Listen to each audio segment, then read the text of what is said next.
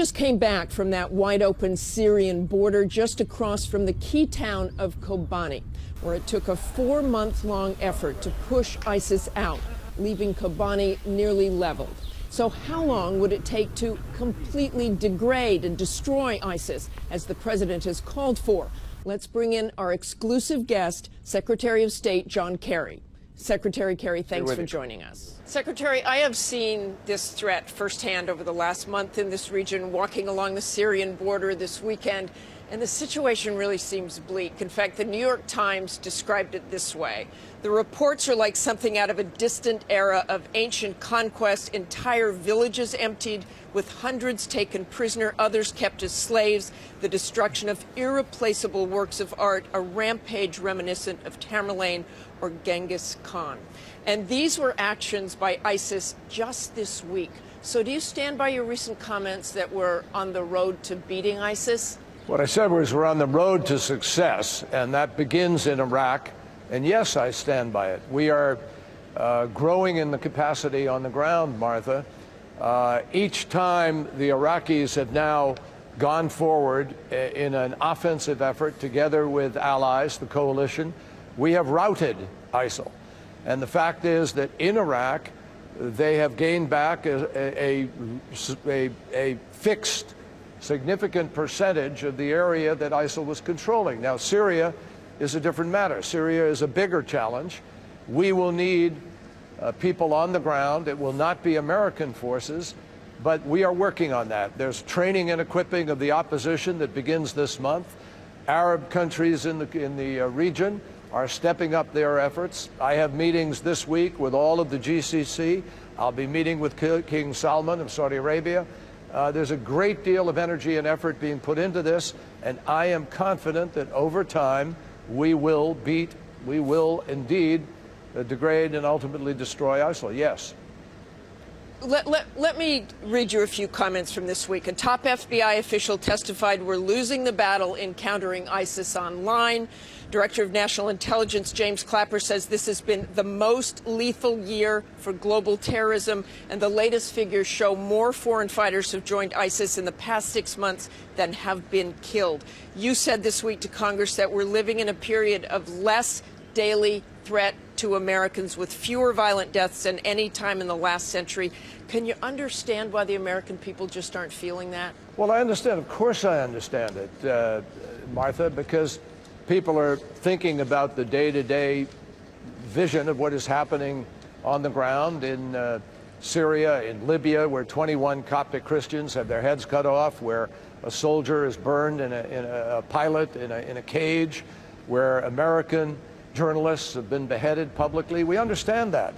But I still stand by what I said, which is, in large terms, compared to the last century, there are, in fact, fewer people dying of the means that you look at, state war, violence, health, etc. But that's not what's important. What's important right now is what James Clapper said. There is an uptick in the level of terrorism and specific incidents of people being killed. And that threat is very, very real. Nobody's trying to minimize it. President Obama has put together a coalition of countries that have come together. We're all super focused on this. And we are focused on the internet cyberspace battle also. We have a center that is being stood up in Abu Dhabi. It will be... Mr. Secretary? Yeah. Mr. Secretary, I want to move forward to Mosul, and I know your efforts by setting up these internet. In Mosul, it is a hugely important city, second largest city. When will the Iraqis be ready to retake Mosul? Will it happen this spring? Will it happen in the fall? Martha, contrary to what was in a newspaper earlier sometime, I think in the week, we're not going to advertise when that will happen. It will happen. But we're not going to talk about the strategy. We're not going to lay out the plans. The Iraqis are working hard to come up to speed. There's a lot of effort being put into this. And we will do it when the moment is right and when we know we can proceed forward with the confidence that we want. I just want to say, Mr. Secretary, it wasn't just in the newspapers. It was Central Command that said it would probably be this spring. I want to turn to Israel and Iran. You are headed overseas, Martha, as you said. As I think you've seen, That has been contradicted and I think walked back, and there are a number of different options out there. So nobody should count on what they've read or what they've seen. This will happen when we are ready. It will happen on the coalition schedule, and it will happen when there is confidence that it will be successful. But maybe this year? I'm not going to get into timetables. It will happen. Okay, let's move back then to Israel and Iran. You're headed over for further negotiations. While you're gone, Israeli Prime Minister Benjamin Netanyahu will be addressing Congress. Susan Rice said it was destructive to U.S.-Israeli relations. Do you agree with that? Well, look, we're not. The Prime Minister of Israel is welcome to speak in the United States, obviously, and we have a closer relationship with Israel right now in terms of security than at any time in history. I was reviewing the record the other day. We have intervened on Israel's behalf in the last 2 years more than a couple of hundred times in over 75 different fora in order to protect Israel. I talk to the Prime Minister regularly, including yesterday. We are not, we don't want to see this turned into some great political football. Obviously, it was odd, if not unique, that we learned of it from the Speaker of the House and that an administration was not included in this process. But the administration is not seeking to politicize this. We want to recognize the main goal here is to prevent Iran from getting a nuclear weapon. And on that, Israel and the United States agree. And the testimony, in fact, to the efficiency with which we've been able to pursue that is the interim agreement that is in place today. Israel is safer today because of the interim agreement that we created. The 20% enriched uranium has been reduced to 0. We have stopped the centrifuge production. We are inspecting inside of their facilities. We have stopped the Iraq plutonium reactor in its tracks. Israel is safer today, and that is the standard that we will apply to any agreement going forward. It is to guarantee that we will know that Iran cannot develop a nuclear weapon under the procedure that we're putting in place. Secretary Kerry, one of Iran's vice presidents said today that Netanyahu's speech actually serves Iran's interest. I was recently in Iran, and there were a lot of people who wanted this agreement. Does Netanyahu's action actually help Iran? You know, I'm just not going to play the game of walking into a debate about Iranian propaganda with respect to this visit. As I said, the Prime Minister is welcome in the United States at any time. We have an unparalleled close security relationship with Israel, and we will continue to.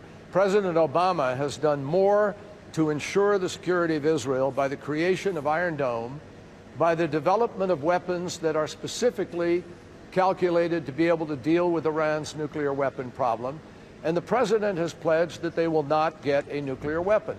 Now, I guarantee you, we have said again and again, no deal is better than a bad deal. We're not going to make a bad deal. But remember, Martha, there were many people who opposed the interim agreement and said that was terrible. The fact is the interim agreement has been adhered to. It has been inspected. We have proven that we have slowed Iran's, even set back its nuclear program.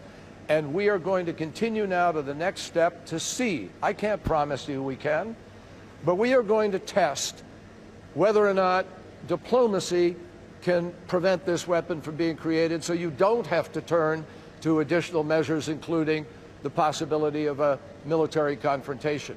Our hope is diplomacy can work. And I believe, given our success on the interim agreement, I believe we deserve the benefit of the doubt to find out whether or not we can get a similarly good agreement with respect to the future.